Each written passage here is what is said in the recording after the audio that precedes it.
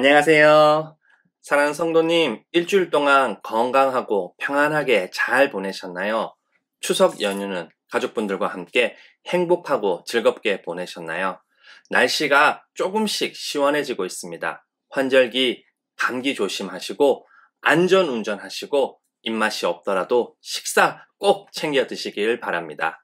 오늘은 출애굽기 20장 12절 말씀, 너희 부모를 공경하여라. 그래야 너희는 주 너희 하나님이 너희에게 준 땅에서 오래도록 살 것이다는 말씀을 가지고 10계명 두 번째 시간, 10계명 이웃을 사랑하라 라는 제목으로 함께 하나님 말씀 나누겠습니다.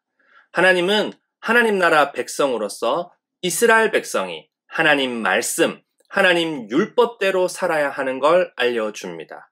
그 대표적인 법이 10계명입니다. 첫 번째에서 네 번째 계명은 하나님과 사람, 다섯 번째에서 열 번째 계명은 사람과 사람 사이에서 지켜야 하는 계명입니다.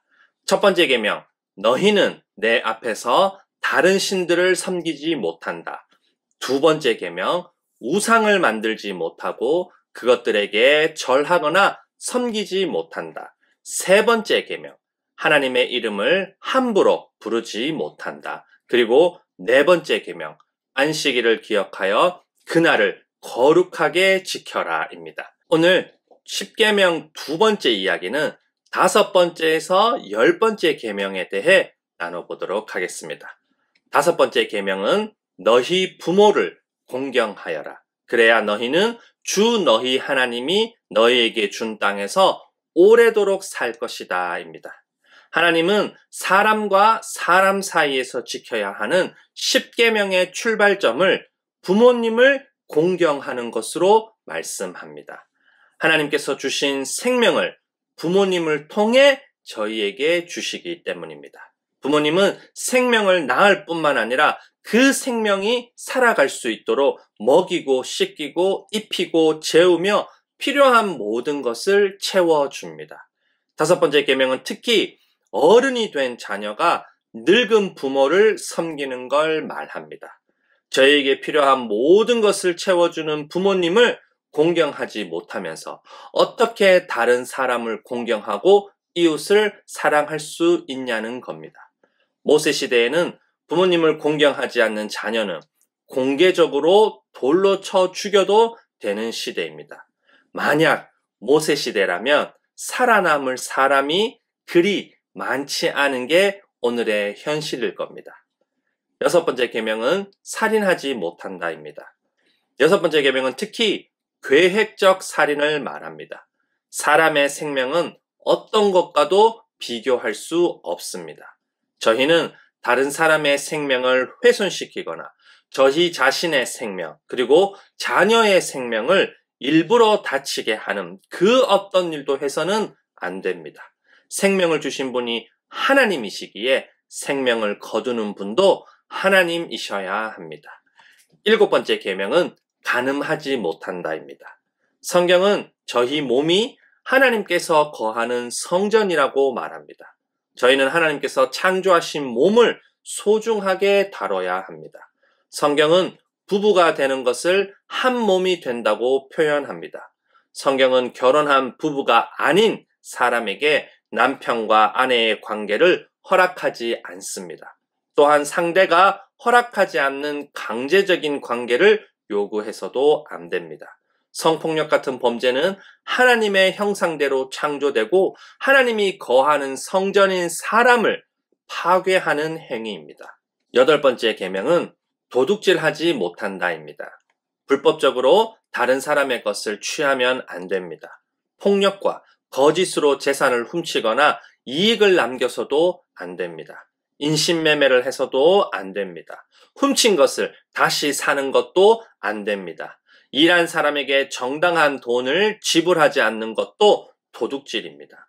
누군가의 책이나 음악이나 춤, 영화와 같은 지적 재산을 표절하고 훔치고 불법 다운로드하는 것도 도둑질입니다. 시험 칠 때 컨닝도 안 됩니다. 아홉 번째 계명은 너희 이웃에게 불리한 거짓 증언을 하지 못한다입니다. 하나님은 거짓말쟁이들을 멸망시키시고 싸움쟁이들과 사기꾼들을 몹시 싫어합니다. 거짓말하는 혀와 거짓으로 증거하는 사람과 친구 사이를 이간질하는 사람을 싫어합니다. 돈을 받고 거짓 증언하는 것, 뇌물을 받는 것, 재산을 거짓으로 꾸미는 것 모두 9번째 계명을 어기는 일입니다. 성경은 남의 잘못을 들추지 않는 사람, 친구에게 해를 끼치지 않는 사람, 이웃을 모욕하지 않고 마음으로 진실을 말하는 사람이 하나님과 함께 할 수 있다고 합니다. 또 성경은 거짓의 아비가 사탄이라고 합니다. 거짓말하는 사람은 사탄을 아버지로 모시고 사탄의 자녀가 되는 겁니다. 사탄의 모국어가 바로 거짓말입니다. 마지막 10번째 계명은 너희 이웃의 집을 탐내지 못한다. 너희 이웃의 아내나 남종이나 여종이나 소나 낙이나 할 것 없이 너희 이웃의 소유는 어떤 것도 탐내지 못한다입니다. 10계명의 마지막 계명은 정당하게 내 것이 될 수 없는 것을 욕심내지 말라는 겁니다. 성경은 욕심이 잉태하면 죄를 낳고 죄가 장성하면 죽음을 낳는다고 합니다. 저희의 죄는 욕심에서부터 시작됩니다. 하나님처럼 되고 싶은 욕심이 선악을 알게 하는 나무의 열매를 먹게 하고 하나님처럼 되고 싶은 욕심이 바벨탑을 쌓은 것처럼 내 것이 아닌 것을 내 것으로 어떻게든 만들고 싶은 욕심이 죄의 뿌리입니다. 사랑하는 성도님, 10계명은 이스라엘 백성뿐만 아니라 저희도 지켜야 하는 하나님 말씀이고 하나님의 율법입니다. 문제는 10계명을 온전히 지킬 수 있는 사람은 아무도 없다는 겁니다. 그렇다면 하나님은 아무도 지킬 수 없는 하나님 말씀, 하나님의 율법을 왜 주신 걸까요? 첫째는 저희가 하나님 말씀, 하나님의 율법을 온전히 지킬 수 없는 존재라는 것을 깨닫고, 둘째는 하나님 말씀, 하나님의 율법을 온전하게 지키신 예수님을 바라보게 하기 위해서입니다. 로마서 3장 20절에서 22절까지 말씀을 함께 읽어보겠습니다. 그러므로 율법의 행위로는 하나님 앞에서 의롭다고 인정받을 사람이 아무도 없습니다. 율법으로는 죄를 인식할 뿐입니다. 그러나 이제는 율법과는 상관없이 하나님의 의가 나타났습니다. 그것은 율법과 예언자들이 증언한 것입니다. 그런데 하나님의 의는 예수 그리스도를 믿는 믿음을 통하여 오는 것인데 모든 믿는 사람에게 미칩니다. 거기에는 아무 차별이 없습니다. 하나님 말씀, 하나님의 율법대로 온전히 산 사람은 예수님 한 분뿐입니다. 하나님 말씀을 온전히 지키신 예수님만이 죄가 없습니다. 죄가 없는 예수님이 죄가 있는 저희를 대신해서 십자가에서 죽으시고 부활하십니다. 하나님은 예수님을 믿는 사람을 마치 예수님처럼 죄가 없는 걸로 여겨주십니다. 사랑하는 성도님, 10계명이 이집트 노예에서 자유와 해방을 얻은 이스라엘 백성에게 하나님을 사랑하고 사람을 사랑하는 새로운 삶을 살라고 한 것처럼 죄와 죽음으로부터 자유와 해방을 얻은 저희 또한 예수님처럼 하나님을 사랑하고 사람을 사랑하는 새로운 삶을 살라고 말씀하시는 겁니다. 10계명은 하나님을 사랑하고 사람을 사랑하는 예수님의 모습을 보여주고 있고 저희는 예수님을 믿음으로 그분을 닮아가야 합니다.